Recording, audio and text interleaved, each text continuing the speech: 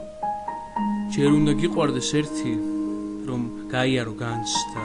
და მერე ახსენო ღმერთი არ უყვარს ბევრის დაცდა ჯერ უნდა გითხრა სტროფი შენ რომ გამიცნო კარგად და მერე მითხრა სტოპი თუ ვერ შევეწყოთ ალბათ ჯერ უნდა ღვარო ცრემლი შენ რომ შეიგრძნო გრძნობა და მერე იყო როცაში ელოდო როდის მოვა ჯერ უნდა გულით მენდო რომ ჩვენ ვიპოვნოთ ერთი